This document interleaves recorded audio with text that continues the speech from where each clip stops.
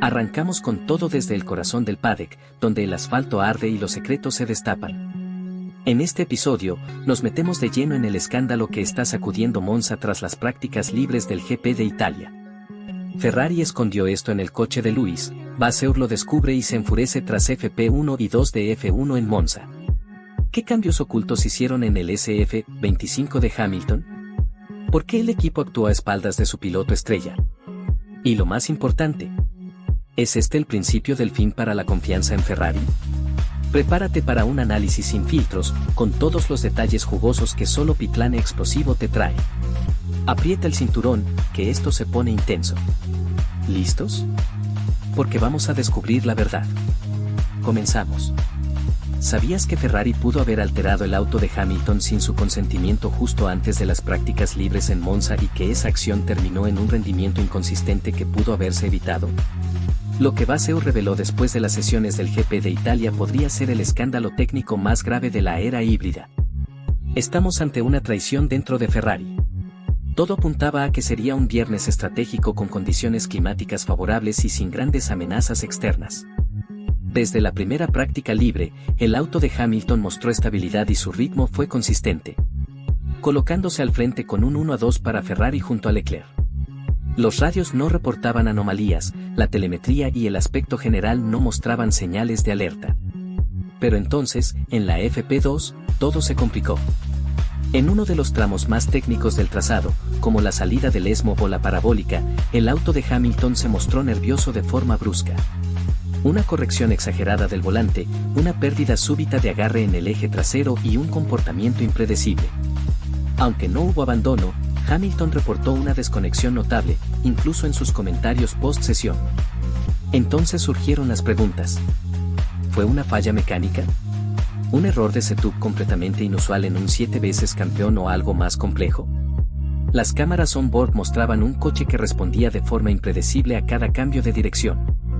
Desde el inicio del fin de semana, algunos comentarios de Hamilton apuntaban a una sensación de desconexión con el tren trasero. Pero los ingenieros lo habían atribuido a la evolución natural del setup. Nunca imaginaron que esa inestabilidad era un síntoma de algo más profundo. El problema no fue solo un incidente aislado, fue la gota que derramó un vaso que se había estado llenando en silencio durante las prácticas. Porque desde la FP1, los técnicos de Ferrari ya habían registrado una anomalía. El SF25 de Hamilton no se comportaba como preveían los modelos del simulador. Había una diferencia sutil, casi imperceptible a simple vista, pero constante. Una brecha entre lo esperado y lo real. Y ahí es donde comienza la historia verdadera, un historial de datos alterado, decisiones ocultas y una estructura técnica que actuó por su cuenta. Porque lo que se descubrió después no solo cambiaría la forma de interpretar el rendimiento en las prácticas, sino que pondría en jaque la confianza interna dentro de la escudería Ferrari. La verdadera dimensión del escándalo en Ferrari empezó a emerger horas después de la FP2, cuando el equipo técnico decidió revisar con mayor detalle los registros de telemetría. Lo que encontraron no solo encendió todas las alarmas en Maranello, sino que obligó a abrir una investigación interna urgente, incluso antes de que el coche fuera devuelto al garaje. Lo primero que llamó la atención fue que el SF25 de Hamilton había estado comportándose durante las prácticas de manera radicalmente distinta a lo que proyectaban los simuladores del equipo. La correlación de datos entre pista y virtualidad se había roto y eso en una estructura como Ferrari no es solo un error técnico, es un síntoma de que alguien en algún punto del proceso intervino de forma no autorizada. La auditoría reveló algo sin precedentes, una serie de ajustes técnicos realizados al coche entre la FP1 y la FP2, justo antes de la segunda sesión. Configuraciones que no habían sido solicitadas por el piloto. No se discutieron con su ingeniero de carrera y lo más grave, no contaban con el conocimiento ni la aprobación de Fred Vasseur. Entre los parámetros modificados estaban la altura de rodaje trasera y la precarga del diferencial. Dos elementos que aunque puedan parecer secundarios para el aficionado promedio, son esenciales en el equilibrio dinámico de un coche moderno. La altura de rodaje define qué tanto se aproxima la parte trasera del auto al suelo, y afecta directamente el flujo aerodinámico, el comportamiento en frenada y el apoyo en curva. La precarga del diferencial, por su parte, regula cómo se distribuye el par entre las ruedas traseras, determinando si el auto es más agresivo o dócil a la salida de curva. Hamilton durante la FP1 había trabajado con cuidado para encontrar un equilibrio perfecto. Su estilo de pilotaje preciso, lineal y extremadamente técnico depende de que el eje trasero sea predecible y estable. Es su zona de confianza. Lo que sucedió con estas modificaciones fue que esa estabilidad se evaporó. El coche se volvió nervioso. Perdía tracción sin aviso. El diferencial respondía de forma errática justo al soltar el freno y atacar la curva. En pocas palabras, Hamilton perdió la conexión con su máquina. La pregunta en el paddock fue inmediata. ¿Quién autorizó estos cambios? Y la respuesta fue aún más inquietante. Las modificaciones salieron del llamado Ferrari Central Performance Group, una unidad de élite dentro del equipo encargada de supervisar y optimizar los parámetros de todos los monoplazas. Esta división, aunque trabaja en estrecha colaboración con los ingenieros de pista, tiene autonomía para ejecutar ajustes y considera que pueden beneficiar el rendimiento general.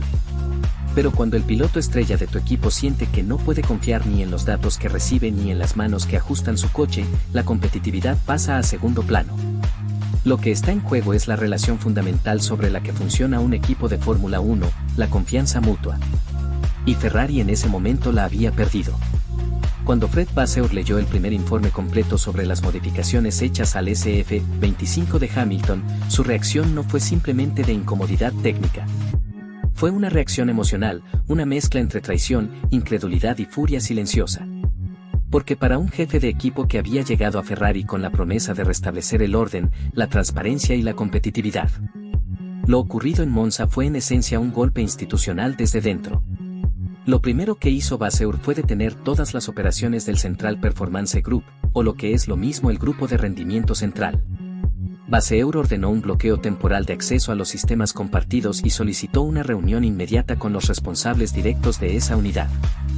No fue una simple revisión, fue el inicio de una purga durante esa reunión, que según fuentes internas se llevó a cabo en la hospitalidad de Ferrari apenas horas después de la FP2.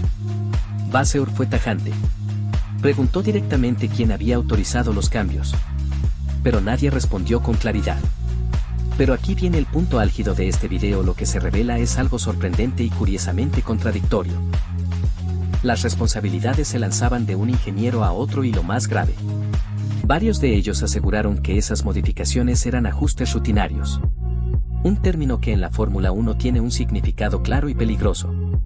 Pues sugiere que no era la primera vez que se hacían cambios sin consultar al piloto. Para Vasseur esa revelación fue devastadora, porque el problema ya no era solo lo ocurrido con Hamilton ese fin de semana, el problema era sistémico. Y la cultura dentro del equipo permitía manipular un coche sin informar al piloto. Entonces había una falla de raíz, una falla que minaba el principio más básico de cualquier estructura de F1, la confianza operativa. Hamilton, mientras tanto, no hizo declaraciones explosivas en público, pero en privado su enojo era notorio. Exigió explicaciones.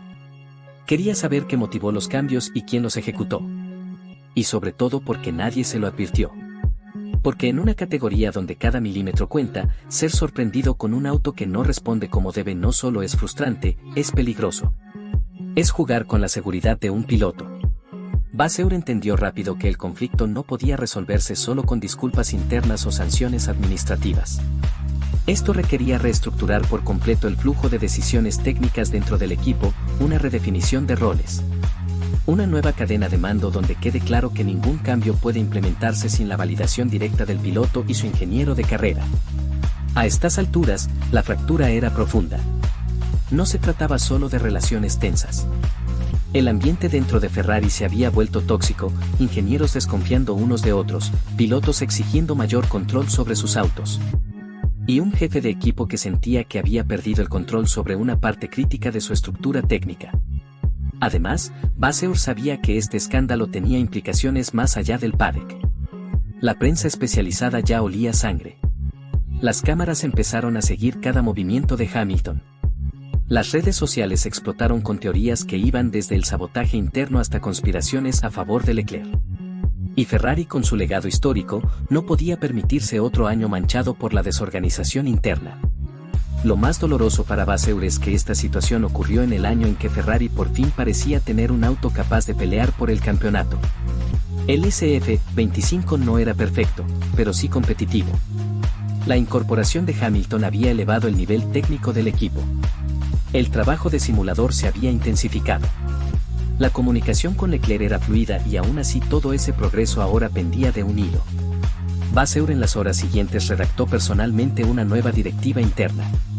A partir de ese momento, ningún grupo técnico dentro de Ferrari podría actuar de manera independiente en lo referente a la configuración del coche.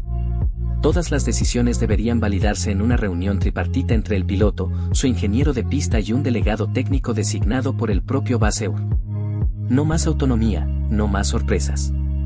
El problema en las prácticas de Hamilton en Monza no fue simplemente una pérdida deportiva ni una falla técnica en una temporada agitada, fue una ruptura. Y como siempre ocurre en la Fórmula 1, un evento de esta magnitud genera réplicas que van mucho más allá del viernes de prácticas. Lo que comenzó como una investigación interna se convirtió en un sismo estructural dentro de Ferrari, cuyos efectos empezaron a sentirse tanto dentro como fuera del paddock. A nivel deportivo, las consecuencias fueron inmediatas. Ferrari perdió ritmo valioso en un fin de semana donde cada décima cuenta. La escudería no puede permitirse regalar posiciones frente a una McLaren en crecimiento y un Red Bull que, aunque más vulnerable que en temporadas anteriores, sigue siendo letal en manos de Verstappen. Cada inconsistencia de Hamilton no solo representa puntos potenciales perdidos. Es una oportunidad desperdiciada de consolidarse como contendientes serios al título de constructores. Y en este caso fue un problema causado desde dentro, no por factores externos. Y mientras todo esto sucedía, el foco mediático se intensificó. Los medios especializados empezaron a hablar de una crisis de control en Ferrari. Resurgieron con fuerza comparaciones con los años oscuros del equipo, cuando la política interna devoraba el rendimiento en pista.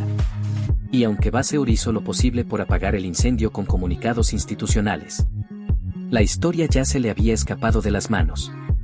¿Qué opinas? ¿Fue esto un sabotaje interno o un error técnico mal gestionado? ¿Puede Hamilton recuperar la confianza después de lo ocurrido? ¿O crees que esta herida marcará para siempre su paso por Ferrari?